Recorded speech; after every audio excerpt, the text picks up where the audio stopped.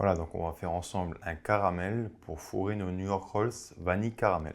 Donc pour faire un caramel, j'ai besoin de lait, de crème, de fleur de sel, de glucose en deux parties, de beurre, de sucre et d'une belle gousse de vanille. Donc je commence à cuire mon sucre et mon glucose. Donc là, le glucose, je l'ai un petit peu passé au micro-ondes pour qu'il sorte mieux de mon pot. Parce que c'est jamais trop évident de manipuler le glucose. Parfois, on peut le récupérer avec un peu d'eau. Le problème de l'eau, c'est que ça va modifier notre recette, lui incorporer de l'humidité. Donc, c'est pas toujours l'idéal. Voilà. Pourquoi on met du glucose dans notre caramel? Tout simplement pour éviter que notre sucre masse. En fait, le sucre risquerait de masser. Dans notre sucre semoule, il peut y avoir des impuretés ou un grain de sucre qui n'a pas vraiment encore fondu, qui vient dans notre sucre, et cela peut le faire masser, c'est-à-dire qu'il devient de nouveau tout dur. Notre glucose va nous aider à empêcher cela. Donc dans une casserole, j'ai mon sucre et mon glucose. Dans une autre casserole, je viens mettre mon lait.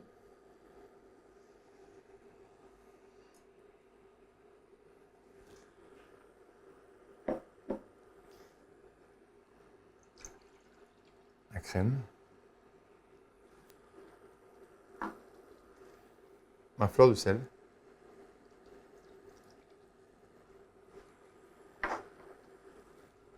Mon autre partie de glucose.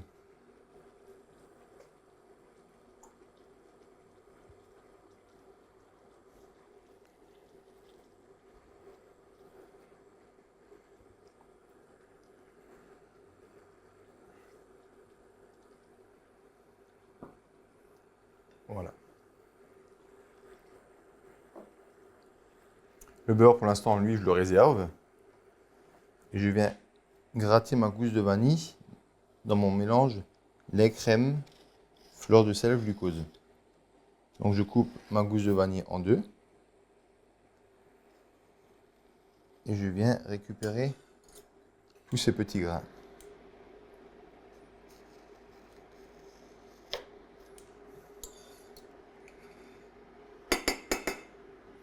Voilà.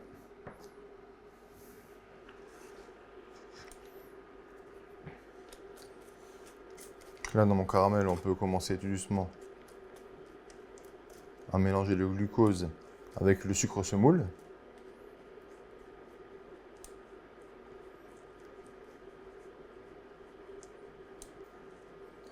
Pour qu'ils fondent ensemble et progressivement.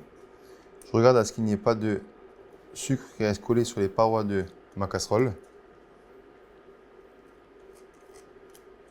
Sinon, c'est un sucre qui va pas fondre et qui va risquer par la suite de faire masser notre caramel. Voilà. Donc là, jusqu'à ébullition, je mets la plaque assez doucement.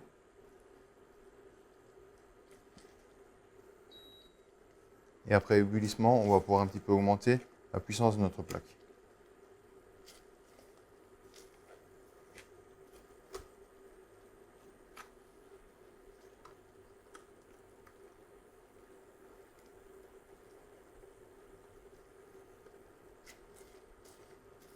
Voilà, donc là, on voit que tout commence à être fondu.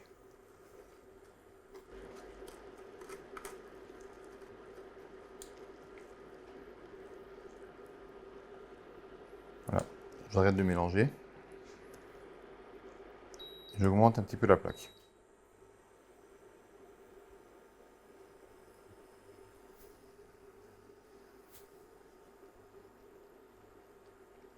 Donc là, on va cuire à couleur caramel environ jusqu'à 170 degrés, 165-170 degrés. Moi, j'aime bien le faire à la couleur, en sachant que plus la couleur sera foncée, et plus on aura un caramel qui est amer, donc qui baisse un petit peu en intensité de sucre en bouche, mais qui commence à avoir un goût un petit peu amer et pas forcément agréable. Donc on va s'arrêter à une couleur brun foncé.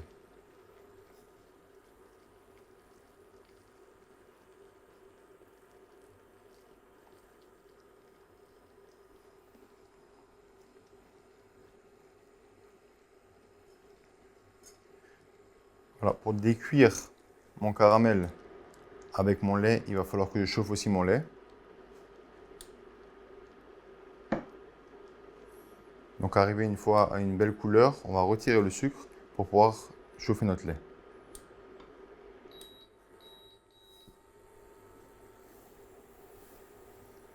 Je mélange un petit peu pour que la couleur de mon caramel reste homogène.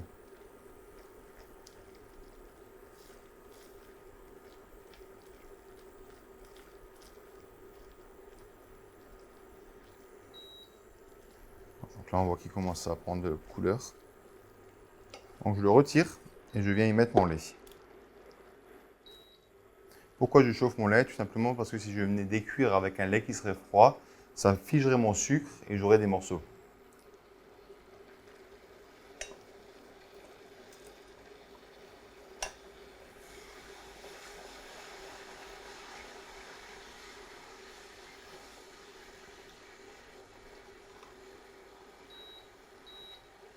Donc là, on peut un petit peu mélanger. Je mets la plaque assez forte pour que ça évite. Si maintenant vous, à la maison ou chez vous, vous avez 2 gaz, bien sûr, vous pouvez mettre le lait d'un côté, le caramel de l'autre. Et à ce moment-là, on pourra faire le mélange une fois que mon caramel arrive à bonne température.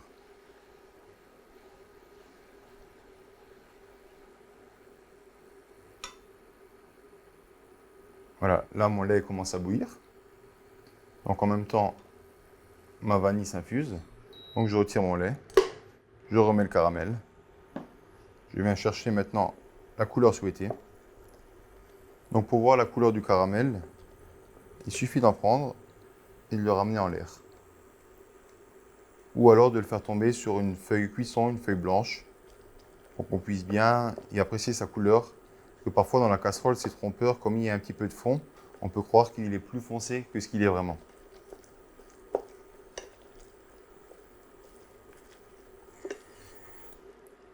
Donc là, on voit que je commence à être brun clair.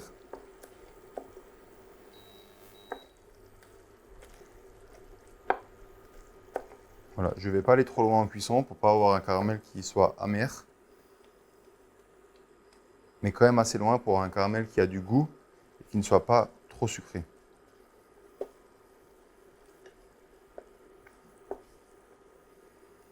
Voilà, là ma cuisson est bonne, je baisse le feu et je viens décuire avec mon lait. Voilà, j'y vais doucement, je ne mets pas tout mon lait d'un coup. Parce que forcément mon sucre étant à 170 degrés, cela fait bouillir d'une manière très forte mon lait et ma crème.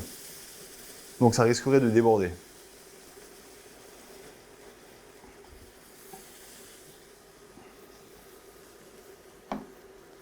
Voilà. Une fois tout mon lait mélangé, enfin mon lait, ma crème, ma fleur de sel, ma gousse de vanille et mon petit glucose, une fois le tout mélangé à mon sucre cuit, je viens mélanger d'une manière douce pour que tout soit bien homogène. Et là, je viens redonner un bon bouillon. À ce moment-là, on peut le recuire à 103, voire jusqu'à 108 degrés. Nous, on va juste donner un bon bouillon. De toute manière, on cherche un caramel entre liquide et mou. Et ça, notre beurre qu'on va rajouter après nous le permettra. Voilà, là, je suis bien mélangé. J'augmente un petit peu ma plaque de cuisson.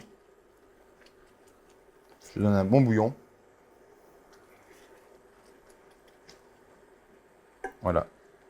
J'éteins ma plaque. Je réserve maintenant mon caramel jusqu'à ce qu'il soit à une température de 70 degrés.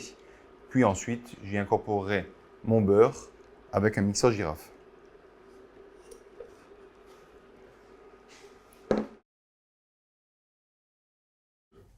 Donc voilà, notre caramel est arrivé à environ 70 degrés. On va pouvoir maintenant y ajouter le beurre. Donc le beurre, on l'a pesé il y a environ 2-3 heures. On l'a laissé à température ambiante pour qu'il soit bien mou. On met tout dedans en une seule fois.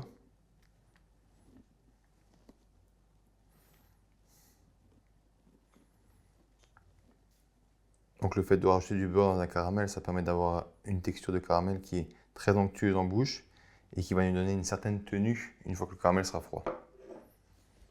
Donc pour l'incorporer, je l'émulsionne un petit peu à l'aide d'un mixeur girafe.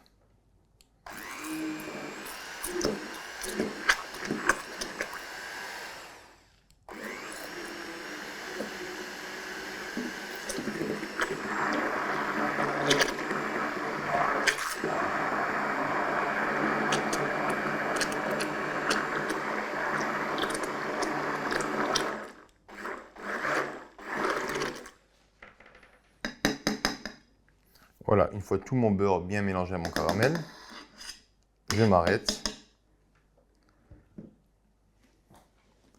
Je viens filmer à contact mon caramel.